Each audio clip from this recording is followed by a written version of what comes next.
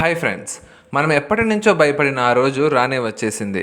America ఎట్టకేలకు మన దేశం మీద 50% సుంకాలు విధిస్తున్నట్లు ప్రకటించడమే కాకుండా దానికి సంబంధించిన నోటిఫికేషన్ కూడా జారీ చేసింది. అయితే ఇక్కడ ఒక చిన్న మెలిక ఉంది. ఈ సుంకాలలో అమెరికా 3 షరతులు పెట్టి కొన్ని వస్తువులకు మాత్రం మినహాయింపులు ఇచ్చింది. అంటే ఒక పక్క ఒత్తిడి చేస్తూనే ఇంకో పక్క సంబంధాలు చెడిపోతాయేమోనని భయపడుతుంది. దీనిపై ప్రధానమంత్రి నరేంద్ర మోడీ కూడా ఒక పెద్ద ప్రకటన చేశారు. ఇది కష్టకాలమే కావచ్చు, కానీ భారతదేశం ఎలాంటి సవాళ్ళనైనా ఎదుర్కొని బయట పడగలదని మోడీ గారు స్పష్టం చేశారు. అటు ట్రంప్ పరిస్థితి మాత్రం వేరుగా ఉంది. ప్రపంచం మొత్తం మీద సుంకాలు విధిస్తున్న తమపై మిగిలిన దేశాలు కూడా అమెరికాకు చెందిన యూట్యూబ్, మెటా వంటి డిజిటల్ కంపెనీలపై పన్నులు విధించవచ్చని ఆయన భయపడుతున్నారు. అలా జరిగితే అమెరికా ఆర్థిక వ్యవస్థకు కూడా ఒక పెద్ద దెబ్బ తగులుతుందని ఆయన ఆందోళన చెందుతున్నారు. ఇప్పటికే దీని గురించి మిగతా దేశాలు అలా చేయకూడదని ట్రంప్ బెదిరింపు ధోరణిలో మాట్లాడారు. కానీ ఇప్పుడు మన ముందు ఉన్న ప్రశ్న, మన దేశం ఈ ఒత్తిడికి లొంగుతుందా లేక తన దారిని తానే నిర్మించుకుంటుందా? ఈ సరికొత్త వ్యూహానికి దానికి మన దేశం ఇచ్చే జవాబు ఈ వీడియోలో వివరంగా తెలుసుకుందాం. కానీ ముందుకు వెళ్ళబోయే ముందు దయచేసి ఈ వీడియోని లైక్ చేయండి, అలాగే మన ఛానల్ను సబ్స్క్రైబ్ చేసుకోండి. మొదటగా ఆ 3 షరతులు మరియు మినహాయింపుల అర్థం ఏమిటో తెలుసుకుందాం. మొదటి షరతు, ఆగస్టు 27, 2025 రాత్రి 12 గంటల 1 నిమిషానికి ముందే భారతదేశం నుంచి సరుకు రవాణా చేస్తే, ఆ నౌక అమెరికా వైపు బయలుదేరి ఉంటే ఆ సరుకుపై కొత్తగా విధించిన 50% సుంకం వర్తించదు. రెండవ షరతు, ఒకవేళ భారతీయ సరుకు ఆగస్టు 27, 2025 రాత్రి 12 గంటల 1 నిమిషానికంటే ముందు అమెరికాకు చేరుకొని వినియోగం కోసం కస్టమ్స్ క్లియరెన్స్ పూర్తయి ఉంటే దానిపై కూడా ఈ సుంకం వర్తించదు. మూడవ షరతు, ప్రతి దిగుమతిదారుడు తమ సరుకు ఏ మినహాయింపు వర్గంలోకి వస్తుందో స్వయంగా ధృవీకరించుకోవాలి. దీనికోసం ఒక కొత్త హార్మోనైజేషన్ టారిఫ్ షెడ్యూల్ను కూడా తయారు చేశారు. తద్వారా అమెరికా కస్టమ్స్ దగ్గర పూర్తి రికార్డ్ ఉంటుంది. ఈ చర్య ద్వారా అమెరికా ఒత్తిడిని సృష్టించడమే కాకుండా మన దేశంతో సంబంధాలు పూర్తిగా చెడిపోకుండా ఒక దారి కూడా వదిలింది. ఈ నిర్ణయం ఆగస్టు 6, 2025న ట్రంప్ జారీ చేసిన ఎగ్జిక్యూటివ్ ఆర్డర్ 14 ప్రకారం తీసుకున్నారు. ఆ దారుల్లో భారతదేశం నుంచి వచ్చే ఉత్పత్తులపై అదనపు సుంకాలు విధిస్తారని స్పష్టంగా పేర్కొన్నారు. కానీ ఆగస్టు 27 తర్వాత వచ్చే సరుకులకు మాత్రమే ఈ భారీ 50% సుంకం వర్తిస్తుంది. ఇప్పుడు ఏ భారతీయ ఉత్పత్తులు ఈ 50% సుంకాల నుంచి తప్పించుకున్నాయో చూద్దాం. మొదటగా లోహం మరియు స్టీల్తో తయారైన వస్తువులు, తరువాత అల్యూమినియం మరియు రాగి ఉత్పత్తులు, అంతేకాకుండా ప్యాసింజర్ కార్లు, తేలికపాటి ట్రక్కులు మరియు ఆటో విడిభాగాలు కూడా మినహాయింపు పొందాయి. మన దేశం యొక్క అతిపెద్ద రంగమైన ఫార్మా కూడా ఈ సుంకాల ప్రభావం నుంచి బయటపడింది.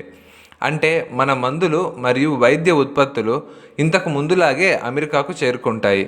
ఇవే కాకుండా చిప్స్, మొబైల్ ఫోన్స్, ట్యాబ్లెట్స్ వంటి ఎలక్ట్రానిక్ ఉత్పత్తులకు కూడా ఊరట లభించింది. అమెరికా వీటికి ఎందుకు మినహాయింపులు ఇచ్చిందని మీరు ఆలోచిస్తూ ఉండవచ్చు. నిజానికి అమెరికా మన దేశాన్ని పూర్తిగా లక్ష్యంగా చేసుకోవాలనుకోవడం లేదు. కొన్ని రంగాలను వదిలేసినట్లు చూపించుకోవడం వారికి అవసరం, ఎందుకంటే తద్వారా సంబంధాలు పూర్తిగా దెబ్బతినకుండా ఉంటాయి. కానీ ఒకటి గుర్తుంచుకోండి, అమెరికా ఇలా చేయడం వెనుక ఒక కారణం ఉంది. మిగతా ఉత్పత్తులన్నిటిపైన నేరుగా 50% అదనపు సుంకం వర్తిస్తుంది. అంటే ఈ ప్రభావం చాలా తీవ్రంగా ఉంటుంది, ఎందుకంటే మన దేశానికి అమెరికానే అతిపెద్ద ఎగుమతి మార్కెట్. ఫ్రెండ్స్, నిపుణుల అభిప్రాయం ప్రకారం ట్రంప్ యొక్క ఈ చర్యతో భారతదేశానికి భారీ నష్టం జరగవచ్చు.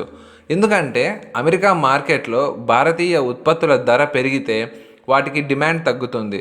ఇప్పుడు ట్రంప్ చేసిన ప్రధాన ఆరోపణ గురించి మాట్లాడుకుందాం. భారతదేశం రష్యా నుంచి ముడి చమురు కొనుగోలు చేస్తుందని, ఆ డబ్బుతోనే రష్యా యుక్రెయిన్తో యుద్ధం చేస్తుందని ట్రంప్ ఆరోపించారు. భారతదేశం ఇలా చమురు కొనుగోలు చేయడం రష్యా యుద్ధ యంత్రానికి ఇంధనంగా ఉపయోగపడుతుందని ఆయన ఆరోపణ. అందుకే ట్రంప్ భారతదేశంపై 50% సుంకం అనే అస్త్రాన్ని ఉపయోగించారు. తద్వారా మన దేశం తమ ఒత్తిడికి లొంగి రష్యా నుంచి చమురు కొనుగోలు తగ్గించుకోవాలని ఆయన ఆశిస్తున్నారు. అయితే మన దేశం ఈ ఒత్తిడికి లొంగుతుందా అంటే ఖచ్చితంగా లొంగదు. తన ఇంధన భద్రత విషయంలో ఎలాంటి రాజీ పడబోమని మన దేశం స్పష్టం. ఇండియన్ ఆయిల్ కార్పొరేషన్, రిలయన్స్ వంటి పెద్ద పెద్ద సంస్థలు రష్యన్ చమురు దిగుమతులను కొద్దిగా తగ్గించవచ్చు, కానీ పూర్తిగా ఆపేసే ప్రణాళికలు లేవు. మన దేశం యొక్క వైఖరి చాలా స్పష్టంగా ఉంది. మనకు జాతీయ ప్రయోజనాలే ముఖ్యం. ఎంత ఒత్తిడి వచ్చినా సరే తమ పౌరుల కోసం చౌకగా చమురు కొనుగోలు చేస్తూనే ఉంటామని విదేశాంగ శాఖ మంత్రి కూడా అన్నారు. ఇదే అమెరికాకు ఇబ్బంది పెడుతోంది, ఎందుకంటే అది భారతదేశం రష్యాకు దూరం కావాలని కోరుకుంటోంది. కానీ ఇంధన భద్రత లేకుంటే అభివృద్ధి ఆగిపోతుందని మన దేశానికి బాగా తెలుసు. మరోవైపు ఆటోమొబైల్, లోహం మరియు వస్త్ర పరిశ్రమలు నేరుగా ఈ సుంకాల దెబ్బను ఎదుర్కోవచ్చు. కానీ 50% సుంకాలు విధిస్తే మన ఉత్పత్తులు అమెరికా మార్కెట్లో ఖరీదైనవిగా మారి వాటికి డిమాండ్ తగ్గిపోవచ్చని భారతీయ ఎగుమతిదారులు ఆందోళనలో ఉన్నారు. ఇది భారతీయ కంపెనీలకు కష్టకాలం. కానీ కష్టాలను ఎదుర్కోవడం, ప్రతి సవాలు నుంచి బయటపడటం మనకు తెలుసని ప్రధానమంత్రి నరేంద్ర మోడీ ఒక బహిరంగ సభలో స్పష్టంగా చెప్పారు. అంటే ఇది భారతదేశం వెనక్కి తగ్గేది లేదని చెప్పే స్పష్టమైన సందేశం. అటు ట్రంప్కి ఇప్పుడు మరో భయం పట్టుకుంది. ప్రపంచంలోని ఇతర దేశాలు అమెరికా డిజిటల్ కంపెనీలైన యూట్యూబ్, మెటా, అమెజాన్ వంటి కంపెనీలపై భారీ పన్నులు విధిస్తాయేమోనని ఆయన భయపడుతున్నారు. ఒకవేళ అది జరిగితే అమెరికాకు డిజిటల్ ఆర్థిక వ్యవస్థ మొత్తం కుదేలవుతుంది. అందుకే ప్రపంచ దేశాలు మా డిజిటల్ వ్యాపారంపై చెయ్యి వేయొద్దని ట్రంప్ బెదిరింపు ధోరణిలో ఉన్నారు. కానీ నిజం ఏమిటంటే ట్రంప్ ఇతర దేశాలపై ఒత్తిడి చేస్తున్నట్టే ఆ దేశాలు కూడా ఎదురుడికి సిద్ధంగా ఉన్నాయి. ఫ్రెండ్స్, ఒకవైపు ట్రంప్ భారతదేశంపై సుంకాలు విధిస్తుంటే మరోవైపు అమెరికా రాయబార కార్యాలయం ఒక ప్రకటన చేసింది. అమెరికా భారతదేశంతో పౌర అణుశక్తి మరియు చమురు రంగంలో సహకారానికి పెంచుకోవాలనుకుంటోందని ఆయన ఆ ప్రకటనలో చెప్పారు. అంటే అమెరికా ఒక చేత్తో ఒత్తిడి చేస్తూనే మరో చేత్తో స్నేహం ఉన్నట్లు నటిస్తోంది. నిజానికి అమెరికాకు ఉన్న అతిపెద్ద టెన్షన్ ఏమిటంటే భారతదేశం పూర్తిగా రష్యా మరియు చైనా పక్షాన చేరిపోతుందేమో అని. దశాబ్దాలుగా అమెరికా భారతదేశాన్ని చైనాకు వ్యతిరేకంగా వ్యూహాత్మక భాగస్వామిగా భావిస్తూ వచ్చింది. ఒకవేళ భారతదేశం దాని చేయి నుండి జారిపోతే ఆసియాలో అమెరికా పట్టు సడలిపోతుంది. అందుకే కొన్ని భారతీయ ఉత్పత్తులకు మినహాయింపులు ఇవ్వడం, సంబంధాలు పూర్తిగా దెబ్బతినకుండా చూసుకోవడం అమెరికాకు తప్పనిసరి. ఇప్పుడు అసలు ఆట మొదలు కాబోతోంది. ఆగస్టు 27 నుంచి మన దేశంపై సుంకాలు అమల్లోకి వచ్చాయి. అదే రోజు నుంచి కేవలం 4 రోజుల్లో, అంటే ఆగస్టు 31 నుండి సెప్టెంబర్ 1 వరకు చైనాలోని టియాన్జిన్ నగరంలో SEO సమ్మిట్ జరగనుంది. ఈ సమ్మిట్లో రష్యా అధ్యక్షుడు పుతిన్ మరియు మన ప్రధాని నరేంద్ర మోడీ ఇద్దరూ పాల్గొంటారు. వారితో పాటు 20కి పైగా దేశాల నాయకులు కూడా హాజరవుతారు. ఇక్కడ ఒక ఆశ్చర్యకరమైన విషయం ఏమిటంటే ప్రధానమంత్రి మోడీ 7 ఏళ్ల తరువాత చైనాను సందర్శించబోతున్నారు. అమెరికా మన దేశాన్ని లక్ష్యంగా చేసుకున్న ఇలాంటి సమయంలో SEO సమ్మిట్లో మన దేశం, రష్యా మరియు చైనా కలిసి ఒక పెద్ద ప్రకటన చేస్తే అమెరికాకు నిద్ర పట్టదు. భారతదేశం, చైనా ఒకరితో ఒకరు పోరాడుతూ ఉంటేనే తమకు మంచిదని అమెరికాకు తెలుసు. కానీ ట్రంప్ విధానాలు భారతదేశం మరియు చైనాను ఒకదానినొకటి దగ్గర చేసేలా చేశాయి. కాబట్టి విషయం స్పష్టంగా ఉంది.